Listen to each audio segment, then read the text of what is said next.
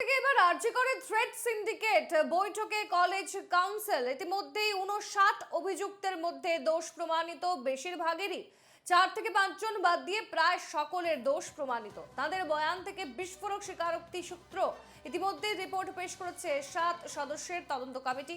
তাদের বিরুদ্ধে কি ব্যবস্থা নিতে বৈঠকে কলেজ কাউন্সিল, বৈঠকের পরই বিজ্ঞপ্তি জারি করবেন অধ্যক্ষ। আরজি করে থ্রেড সিন্ডিকেটের জেরে কিন্তু বৈঠকে বসে কলেজ কাউন্সিল। ইতিমধ্যেই 59 জন অভিযুক্তের মধ্যে দোষ প্রমাণিত হয়েছে বেশিরভাগেরই। তার মধ্যে থেকে 4 থেকে 5 জনকে বাদ দিয়ে প্রায় সকলের দোষ প্রমাণিত হয়েছে এবং তাদের বয়ান থেকে বিস্ফোরক স্বীকারোক্তি শোনা গেছে। সূত্র মারফত এমনটাই খবর পাচ্ছি আমরা এবং ইতিমধ্যেই রিপোর্ট পেশ করেছে 7 সদস্যের তদন্ত কমিটি। আমাদের সঙ্গে এই মুহূর্তে নিউজরুম থেকে সরাসরি রয়েছেন প্রতিনিধি সচিন রক্ষিত। সচিন, আরজি করে থ্রেড সিন্ডিকেট এবং তা নিয়ে কলেজ কাউন্সিলের বৈঠক হয়, তার মধ্যে থেকে জানা গেছে অধিকাংশেরই বিরুদ্ধে যে অভিযোগ ছিল তা প্রমাণিত হয়েছে, শুধুমাত্র 4 থেকে 5 জনকে বাদ দিয়ে। আগামীতে তাদের বিরুদ্ধে কি ধরনের ব্যবস্থা নেওয়া হতে পারে, কি জানাচ্ছ এই মুহূর্তে? কি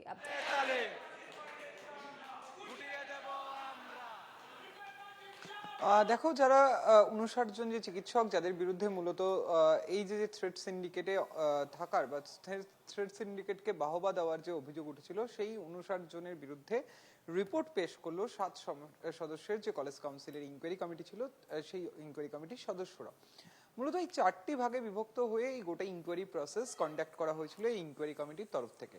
এবং সেই 4টি ভাগের যে একাধিক ভাগে যখন এই অভিযুক্তদের বয়ান রেকর্ড হচ্ছিল বা সাক্ষী যারা ছিলেন তাদের যে বয়ান সেগুলি নেওয়া হচ্ছিল, সেই সময় একাধিক স্বীকারোক্তি কিন্তু উঠে এসেছে অভিযুক্তদের তরফ থেকে। যখন সামনাসামনি বসিয়ে যখন এই যে গোটা অভিযোগের ভিত্তিতে সাক্ষ্য প্রমাণ গ্রহণ হচ্ছিল, যখন অভিযুক্তদের বয়ান রেকর্ড হচ্ছিল, তখনই কিন্তু এই স্বীকারোক্তি দেওয়া হয়েছে এই অভিযুক্তদের তরফ থেকে। যদি তদন্ত কমিটির রিপোর্ট দেখি, তাহলে 4 থেকে 5 জনের যে বিরুদ্ধে অভিযোগ এখনো পর্যন্ত প্রমাণিত নয়, তেমনটাই রিপোর্ট আকারে পেশ করা হয়েছে কলেজ কাউন্সিলের কাছে ইনকোয়ারি কমিটির তরফ থেকে। এবং বাকি যারা রয়েছেন তারা প্রত্যেকেই অকপটে স্বীকার করেছেন যে তারা এই ঘটনাগুলি বিভিন্ন যে তাদের বিরুদ্ধে যে একাধিক অভিযোগ, সেই অভিযোগগুলি তাদের বিরুদ্ধে সরাসরি অভিযোগ কিন্তু তারা স্বীকার করে নিয়েছেন। ফলত সেই জায়গায় দাঁড়িয়ে ইতিমধ্যেই রিপোর্ট পেশ করা হয়েছে ইনকোয়ারি কমিটির তরফ থেকে। এবং আজই কিন্তু আরজি কর মেডিকেল কলেজে সেখানে ইতিমধ্যেই বৈঠকে বসার সিদ্ধান্ত নিয়েছে যারা হাসপাতালের উচ্চপদস্থ আধিকারিকরা রয়েছেন। তারা প্রত্যেকে কলেজ কাউন্সিল আলাদা করে বৈঠক বসতে পারেন এবং এই অভিযুক্তদের বিরুদ্ধে কি কি পদক্ষেপ নেওয়া যায় সেই বিষয়েও কিন্তু চূড়ান্ত সিদ্ধান্ত হতে পারে এই বৈঠকে। ফলত এরপরেই কিন্তু প্রিন্সিপাল যিনি রয়েছেন, অধ্যক্ষ যিনি রয়েছেন আরজি কর মেডিকেল কলেজ হাসপাতালের, তিনি চূড়ান্ত সিদ্ধান্ত নেবেন এবং তার রেসপেক্টে একটি বিজ্ঞপ্তি বা নোটিশ জারি করবেন তিনি। এবং সেই নোটিশেই কিন্তু এই যে গোটা যে শাস্তির যে তাদের যে পদক্ষেপ, সেই শাস্তির বিষয়ে স্পষ্ট করে জানানো হবে হাসপাতাল কর্তৃপক্ষের তরফ থেকে অফিসিয়ালি।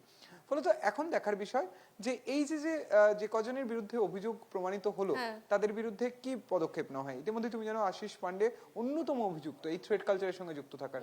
সেই আশিস পান্ডেকে গ্রেফতার করেছে দুর্নীতি মামলায় সিবিআই। ফলত তার বিরুদ্ধেও পদক্ষেপ নিতে হবে হাসপাতালকে আইনানুগ ভাবে। ফলত সেই জায়গায় দাঁড়িয়ে হাসপাতাল কি কি পদক্ষেপ নিচ্ছে সেদিকে কিন্তু এখন তাকিয়ে রয়েছে প্রত্যেকে। নজর থাকবে আমাদেরও। ধন্যবাদ সচিন।